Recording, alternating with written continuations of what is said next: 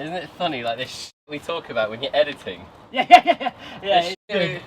We go off on random things. We do. This is such a good mix. This is a good mix. This is like pottery mix. Hello, Amber. Hello. Not Jax, no. Don't get jealous. Don't get jealous, Jax. Amber. Look at him go to you for attention. Yeah, you. Can we stroke you? Can we stroke you? No, you don't. Amber gives me attention, so Jax Amber, is like tough. Move. Go on, Amber, come over here. Move. Amber, go on. Right, we're going home in a minute. Amber, go on. She definitely does it deliberately, doesn't she? Like, you're going to stop work now. If I do this, you're going to... Amber! I'm going to park it right here. No. Right, here she goes.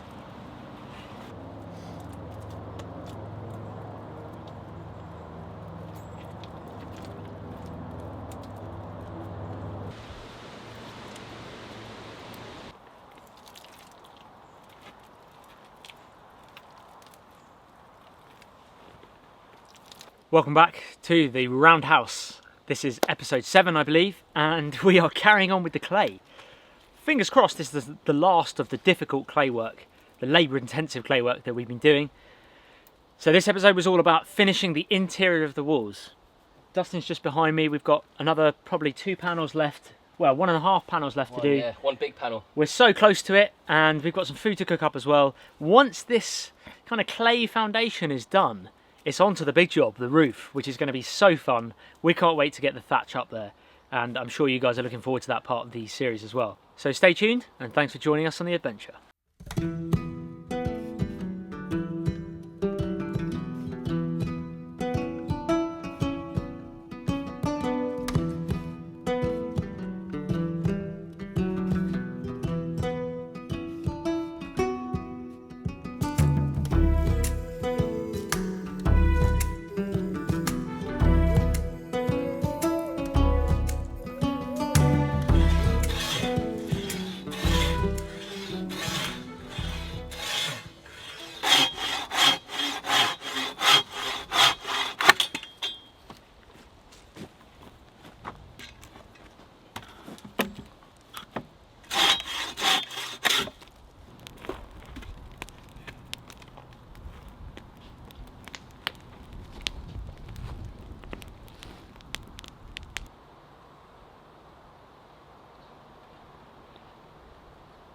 We're doing this one, yeah? That one. Let's push that one back into that wedge there. Stay. Go on off. Oh, Jax, you really want to watch Jax, out off, for this. off. Go on off. Here, go on off. Off. Boy. Quite like that. Let's saw like up, right?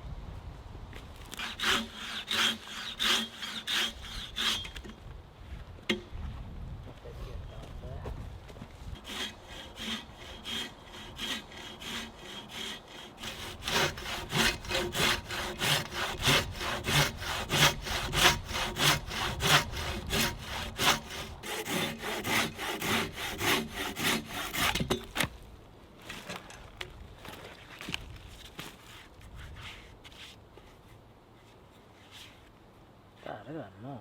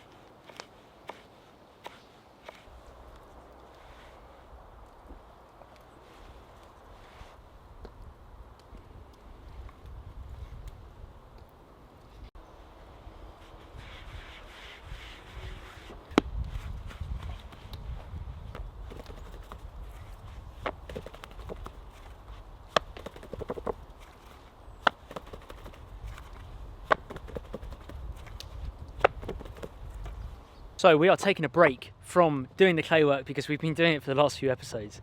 It's time for some lunch, and this episode, Dustin's got a little special thing for us here. We are doing pizzas in the woods in a Dutch oven. I've never done a pizza like this before. It should be good fun. We've got all the ingredients here. It's going to be just as messy as making the clay, but a hell of a lot tastier, that's for sure. It is.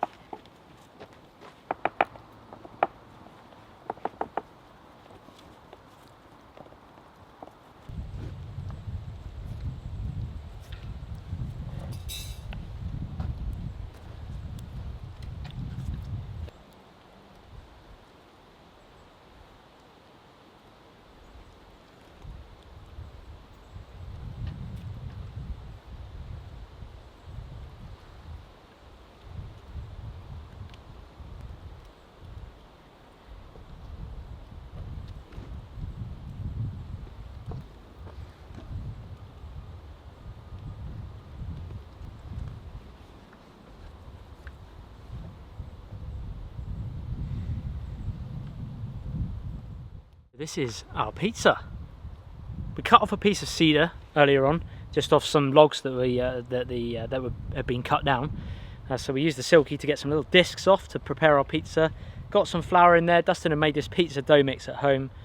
Then obviously tomato base, bit of mozzarella, onion, red onion, cheese, bit of chili, and some salami.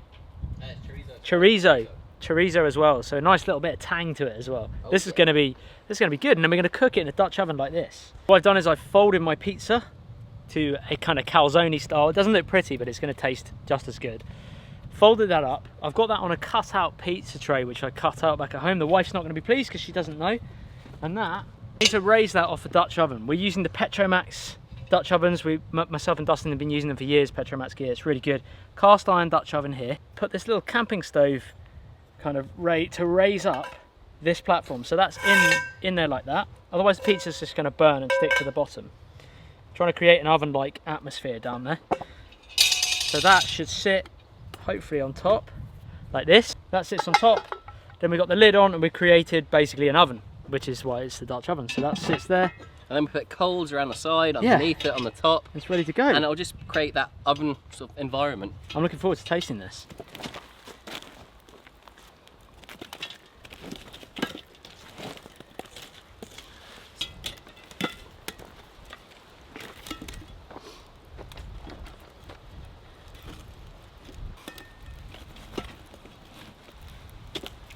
So we've probably got 2 panels left to do.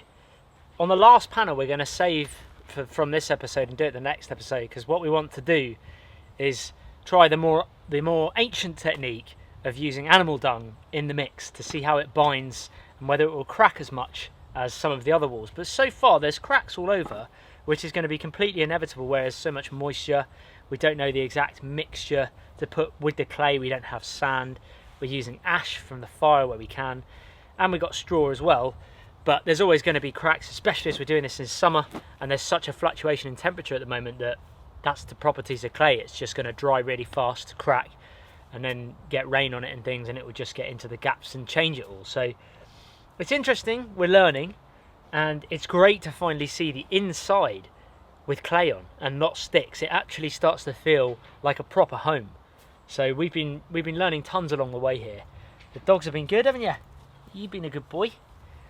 Yeah, we've got the dogs with us today and the other day as well. Once we've got this clay on, we've got to still, you may have noticed we've got the eaves from the rafters still poking out, those ones that got me on the noggin. And the reason being why we've not touched them at the moment is because all of the work we've been doing has been on the inside, so we're not affected by them. However, we will sort those out in a bit and get them nice and flush.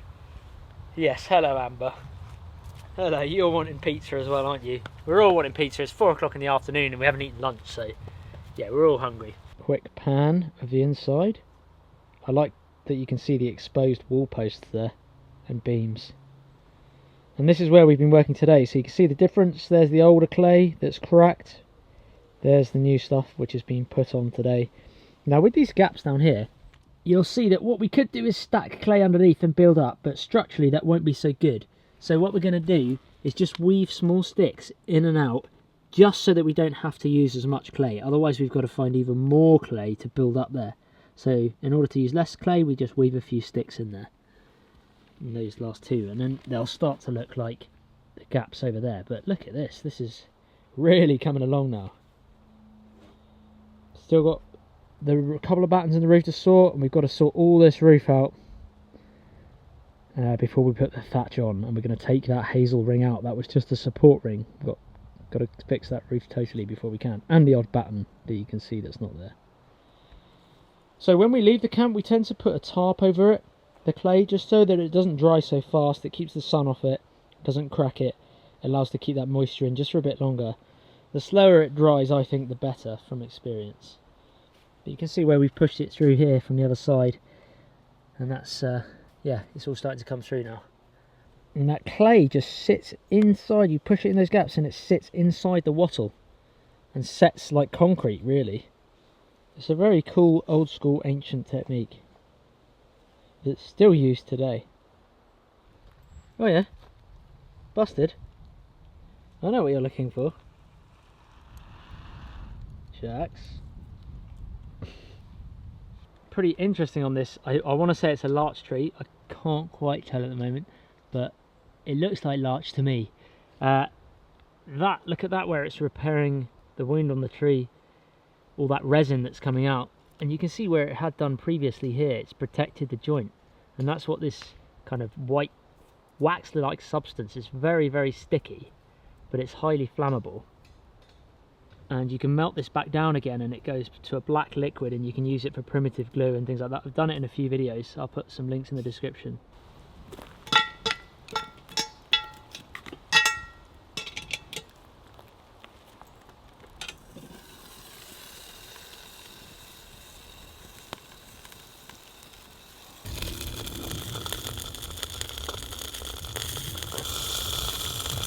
That is like an outrageous Cornish pasty. It's huge. It's about...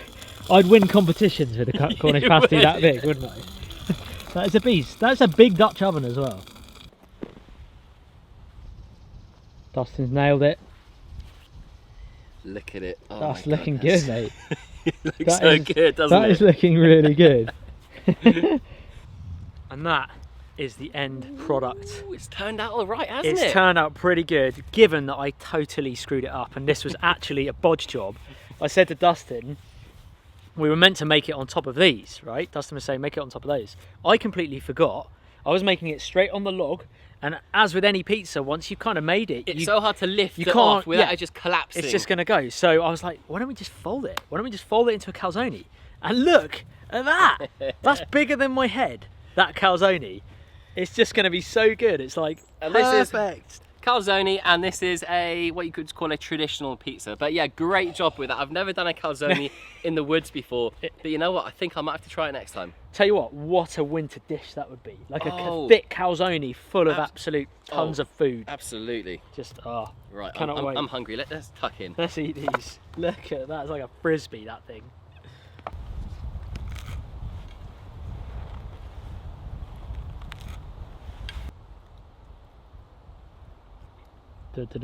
Oh, wow. Good? Mm. I'm not even at the good part yet, but look at that.